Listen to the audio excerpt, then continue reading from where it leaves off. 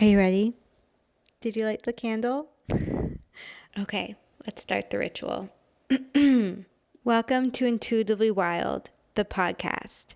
I'm your host, Rachel. This is a space where truth gets its voice back because shame loses its power when we speak to it. Here, we don't skip the hard parts. We sit with them, and we learn to hold ourselves inside them. This podcast is ritual in audio form, a way for us to bring intention and intuition back into our everyday. Let's dig into our roots and go deep. Hello, everyone, and welcome back to Intuitively Wild, the podcast. And welcome back to our monthly ritual of sitting down to reflect on the month that has passed and set intentions for the month to come. And we have made it to January. We have made it to 2026, the calendar new year. And this won't yet be my full intentions for 2026. That is to come. I think I might even do that in February, March, closer to the spring equinox, which for me feels like the new year, but we shall see. I do go over some of it in next week's episode. So as you can see, my co-host is not here with me today, my mom, who has been doing some of these episodes with me, and just because of timing and distance and all the things, she isn't able to be here as I record this, but she is in next week's episode. And last week's episode was our New Year's ceremony, where I outlined the ceremony and walked through it with you guys. And then next week, my mom and I go through a part of that together. And so we do reflect on 2025 a little bit together and set some intentions for 2026. But we did do that in advance. And so I feel like a lot has come from that conversation and from other reflections and ceremonies and rituals I've done myself, and I'm definitely a little more clear on my full-blown intentions for 2026. But for me, the new year is the spring equinox, and we'll see when I feel ready to sit down and declare my intentions here, and when they feel not waiting for anything. I just feel like I want them to be fully settled and sorted and to feel fully grounded in them. So that full 2026 intentions episode will come soon. But for now, we're just talking about December and January. And it needs its own podcast for sure, as they always do. December was not quite what I was expecting. So, in December we have the winter solstice. And so December is the darkest month of the year. As we're leading up to the winter solstice, the days are getting shorter and darker, and the nights are getting longer and darker. And it's really this descent into darkness, descent into depth, and this calling to go inwards, to get still, to be with ourselves. And it's also, especially, depending where you are in the world, getting colder and colder. And here it definitely has been and was in December. And also we had the new moon right in line with the winter solstice. So that week leading up to the winter solstice really was this dark point. And at the same time, December is this time of the holidays and finishing off work things and just a lot of tying loose ends and getting things sorted. And I really did feel this buildup of energy. And I've experienced this in the past, and I think in the past I thought, I'm doing something wrong. I'm not yet aligning my life with the seasons, or I need to kind of shift my energy and my schedule so that I can rest and heed this call that I'm feeling to go inwards. But what I was reflecting on this year is that the call to slow down, the feeling of exhaustion and burnout and desire to be with myself was so strong that it was causing so much anxiety and so much dysregulation, because I wanted to do it so badly and I wasn't able to because of life and work and all the things. And yet I had this moment where I was like, I don't think I'm yet maybe that's not the energy right now. Maybe this winter time, the holidays, finishing off things for work, it's supposed to be this buildup. And the parallels,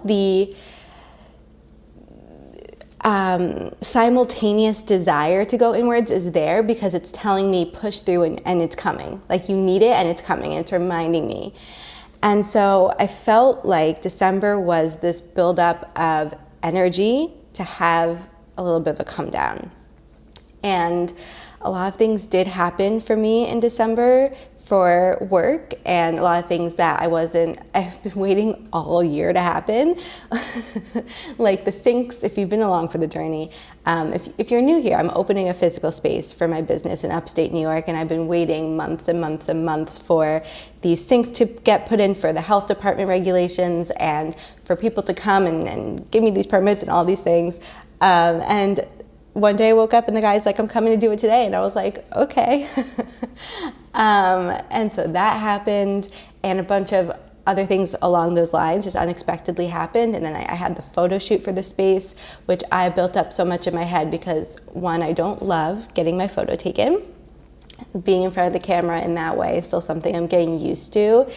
And also, I had, again, this push and pull of, I have to be in front of the camera in this way, and it's winter. Like, I literally did the week of the winter solstice, the darkest week of the year, and that felt strange. And yet I showed up and I was like, okay, I feel like this is the last push, and I feel okay. Like, I feel like I can do this. I feel ready. I feel excited.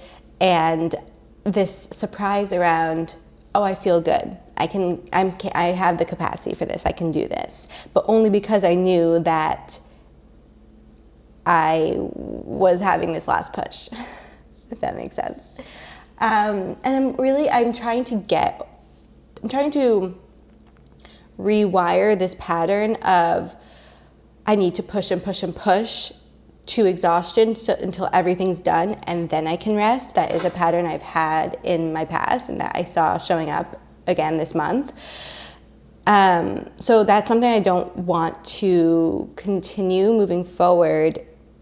And at the same time, I do think it happens at times. Like, I do think there are times that are more external energy output and going and moving, and we know that there's a rest on the other side, and that helps us get through it. And I don't think that's a bad thing. It's just, how we do it and the way the patterns play out. And so this time it felt kind of like a natural cycle. Like, that was what December was asking, was for this last showing up and this last push, and wrapping up some loose ends that really needed to be done in 2025, if that makes sense. And that was also something that I felt showing up with a lot of people that I've talked to this month. This feeling that a lot was coming to the surface that has been building up throughout all of 2025 or even longer, and really needing to be looked at and dealt with and held so that it can be left in 2025, or so that we can have this come down in 2026 to kind of see, okay, I can't do that again. And so December did feel a little bit chaotic, a little bit anxiety provoking, and I think it was also giving me this preview of how much things are about to change in 2026 and how scary that is. I really am feeling a lot of fear, and it's not something that it's not something I'm going to let stop me. I think I have really had to come to terms with the fact that I'm going to feel fear in 2026. It's going to be a very uncertain new year with a lot of changes that are really going to push against right into my exact pain points. And at the same time, I'm ready and I'm capable and I can do it. And it's going to require different things of me, but I can show up for it. And leading with that confidence and that trust. Again, the word that revealed itself for me for 2025 was definitely trust. And I am taking that with me, the trust that I have decided to devote myself to.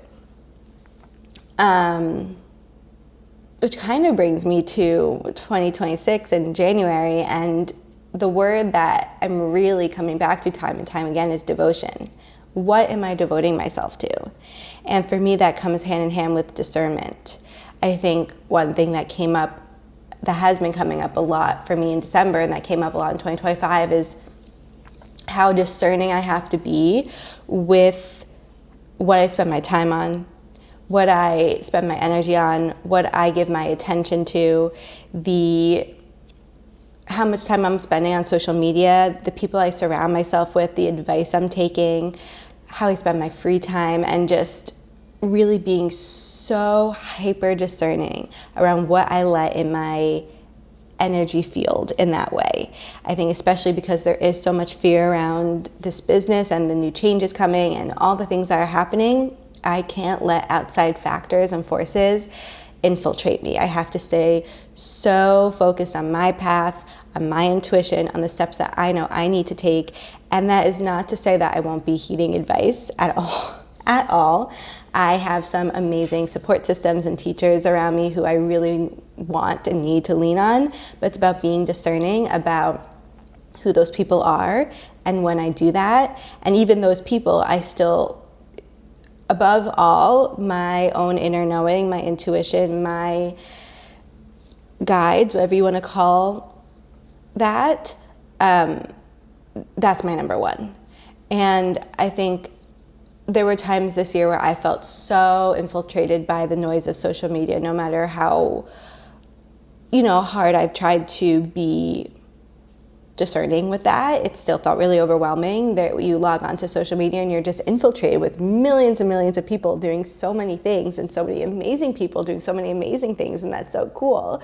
And I love reading, I love learning, I love taking in other people's thoughts and feelings, and that's a big part of my work that I love and that I'm excited about. But there's a difference when I'm doing it for work, when people come to me for advice, or we're talking through things, or we're sharing feelings, or we're reflecting and setting our intentions and working through our patterns. There's a difference when it's like intentionally we're working through this together and we're in this container together, or when you go on social media and you just see all these people doing all these things. That's completely different. That I don't need to be a part of that. I want to be a part of this community and what we're all moving through, and how we can all go through it together and support each other and guide each other through that.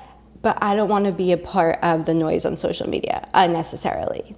I don't need to know what all the people are doing and how they're doing it and why they're doing it. And I don't need to, even people who I really respect and admire and consider friends or teachers or guides, I don't need to take in that information. I think that we can so easily go on Substack and read 3 articles, or go on social media and, watch people's stories and all these things. And we don't realize how crazy that is for our brain to take in all these stories, like all this information in such a quick matter of time. I am now like, if I'm going to read a Substack, I want to be really intentional with the Substacks I'm reading, even if there's those 3 Substacks are people who I really look up to and who I consider friends or teachers or whatever. I think right now I'm like, I know who my teachers are, and I'm gonna stay with them. I think that's just, for me right now, that's what I'm needing. Just focusing on my rituals, my practices, my teachers. And right now I am very focused on this specific training I'm in and this specific teacher I'm working with, and that is what I want to devote myself to, especially in January, but for all of 2026. And I think that will be really, really important, because I've also spent so much of my life being a student and working with different teachers and taking in so much information, and that's a core part of who I am. I'm a one-line in human design, the researcher, the investigator, the learner. And at this point in my life, I'm in an embodiment phase. I'm going out and opening this space, opening this business, and taking all I've learned and all I've become and all it's made me out into the world, and I really need to embody that and focus on how I want to embody that. And I will always be learning. Again, I'm a forever student, and I'm far from all-knowing and perfectly ready and master of all the crafts in the way I want to be. And I'm going to focus on the embodiment of all I've learned and the specific teachers and lessons and learnings that I am devoting myself to right now. And December feels like really honing in on that discernment and getting hyper clear on how that's going to unfold for the rest of 2026, how I'm going to kind of structure my intake of social media, and also being focused on this training I'm in, because the crux of it is right now, from the winter solstice to the spring equinox. And I really want to go into that and really be so deep into that. And again, I had this buildup of energy in December and this buildup of things happening and tying up loose ends. And now I really am feeling this come down in January and feeling this, again, feeling that need to go inwards and finally feeling like I can heed that call. And it is so loud and so overwhelming. And I am so ready to be with myself in January. I need it so bad. And to me, January is energetically the darkest month, even though technically December is. Now that we're on the other side of the winter solstice, we are inching our way closer and closer to the summer solstice, to more light and longer days and shorter nights. But even though we're officially on the other side of the winter solstice, it feels like we are still in the descent. And after the craziness and chaos of the holiday and end of year season, January feels like a time where I can finally breathe out and be in the pause. And I think a lot of people are feeling that way. I think it's a time to just be with ourselves. It can be a really hard month, again, especially if you are in winter time, because December, we have a lot to look forward to with the holidays, and January, there's not a lot going on, and it's dark and it's cold and we're exhausted. And so this is a time to just be with ourselves and to not get sucked up into the new year, new me, go, go, go, do energy. I've talked about this before. And it's also Capricorn season, so we might feel this energy to take action and get things done. But I think really Capricorn is here to provide us with the structure to set ourselves up. It's a time to be in the planning and preparing phase. Distilling down our intentions, organizing our calendars, laying out our plans. This is a month to cocoon. It's really a month to descend into the depths of ourselves, to get still and silent and hibernate. And to me, January is sacred stillness, privacy, discernment, a time to turn towards ourselves.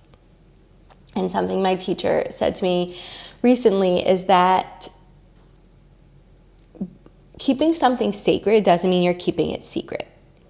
Like, January feels like a very sacred month for me. My private rituals, this inward time, feels very sacred for me, and there are certain things I don't want to share with other people. And so keeping things sacred just for me doesn't mean that I'm keeping it secret. It just means that it needs my tending. It needs my attention. It doesn't need the infiltration of other people. Privacy and secrecy are different things. And I think in the past, we have, social media has made us feel like we can't keep things private because that means we're keeping things secret, or we're lying, or we're not being fully authentic. But that's not true at all.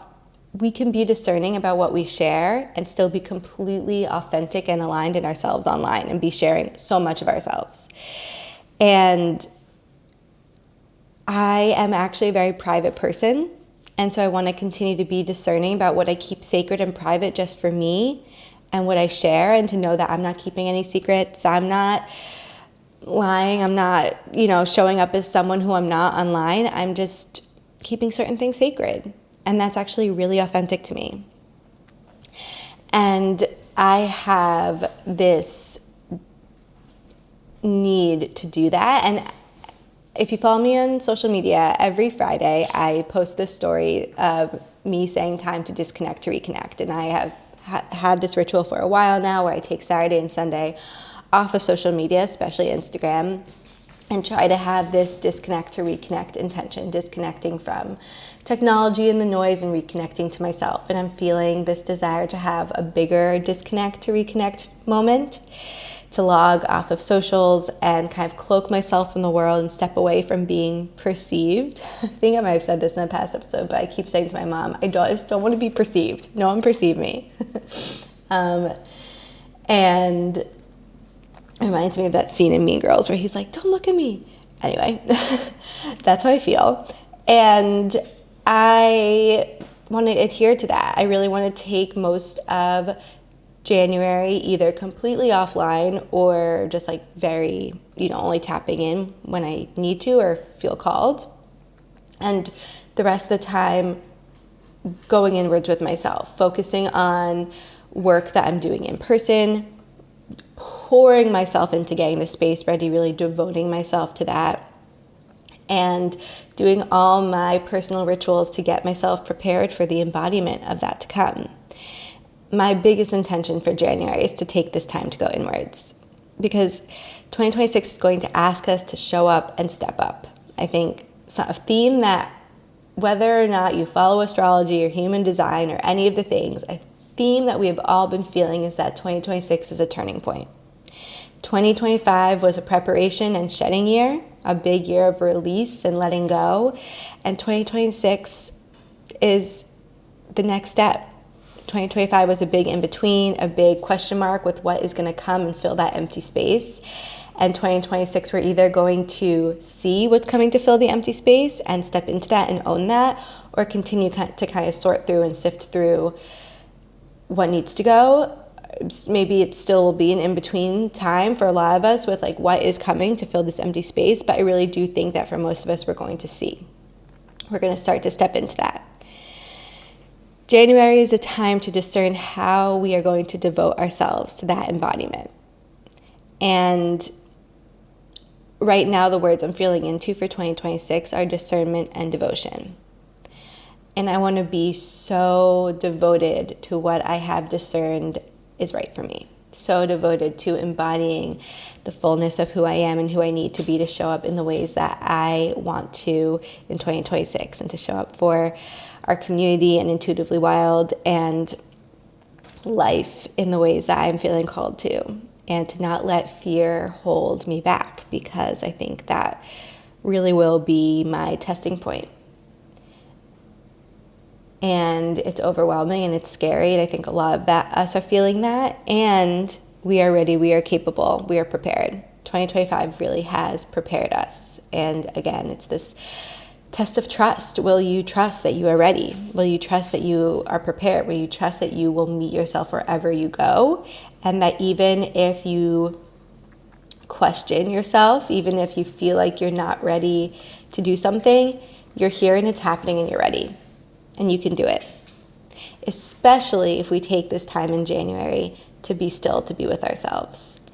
And I think it's so easy for us to get caught up in the, if I take time off, like what's going to happen, or I'll miss out, or, especially if our business relies on certain things. But I can promise you, if you're feeling the call to go inwards or disconnect in any way that you are, to rest, to slow down, to get still, to get soft, to get silent, you're being called to that because it's your intuition telling you this is what you need to do. And Theo is right here telling me that he agrees. And so I really hope that all of us can take this time in January to be with ourselves in a really, really beautiful way. And to really feel whatever comes up. And to not be afraid of the feelings that come up. Because when we, again, take this time to go inwards, to go into the depths of ourselves, to be in that stillness, can bring up a lot of deep, deep emotions. Oh, Theo is really doing a lot of things here. And we need to allow ourselves to be with those emotions. I think grief can be a big emotion that comes up, and something that I'm sitting with is that these maybe more challenging emotions, or emotions that we've previously deemed as hard or negative or not okay, don't have to be seen in that way. They can be neutral or even embraced and celebrated because we know they're a part of the process. And grief also, emotions like that, they don't just show up in one scenario. Grief doesn't just show up when there's a death or something along those lines. Grief can happen in so many ways. And I think the end of a year, the end of a chapter is a time when a lot of grief can be present because we are letting things go. There's disappointment. There's, these moments of loss, and allowing ourselves to feel the grief of letting go or the grief of what didn't come, and celebrating that because it means that we are processing and we're moving on. And I always feel a lot of grief at the end of a year because of what is being shed, and also because of maybe what didn't come to fruition, not unmet expectations or disappointments, and so many reasons why grief can pop up and be present, or emotions along those lines. And this year I'm really allowing myself to embrace that grief and softly celebrate it, because it means that I'm letting those emotions move through me, and it means that I am crossing a threshold and something new is coming. Grief is a part of the releasing and shedding process. It's a part of the integration and reflection process, and we need to do that before we step into the next chapter. And January is, again, another in-between moment before we step into the energetic and astrological new year. And on February 1st, we have Imbolc, which at the end of the month we'll have our ceremony for Imbolc, but that's the moment in between the winter solstice and the spring equinox. So we're really now edging our way out of winter when we get there. And so again, January is this moment in between the in-between. And so how can you be in that? How can you be in winter while it's here and allow it to be what it needs to be for you? So I will be going deep inwards in January. I will be silent. I will be disconnecting. I will be logging off. So if you see me in January, you probably didn't. I have my cloak of my hidden cloak on, and you can't see me. But I then will be ready to emerge in spring. And I feel that already. I feel big, exciting things to come. So I really would, even though I'm disconnecting and you won't see me, I would still love to connect and hear from you, and to hear how December felt for you, how January is feeling for you, how the new year is feeling for you. And if any of this resonates and holds true, or if this was a different experience for you, I would really love to hear. And I can't wait for 2026 together. We will see what's to come. I'm really excited to see what unfolds. And I will see you next time for more magic. Thank you so much for joining me on this episode of Intuitively Wild, the podcast. I hope it helped deepen your connection to yourself, sparked some insights, and inspired you to live intuitively wild. If you enjoyed this podcast, it would mean so much to me if you would share it with others and leave a rating and review. And please reach out to me. I would love to connect with you. I will see you next time for more magic.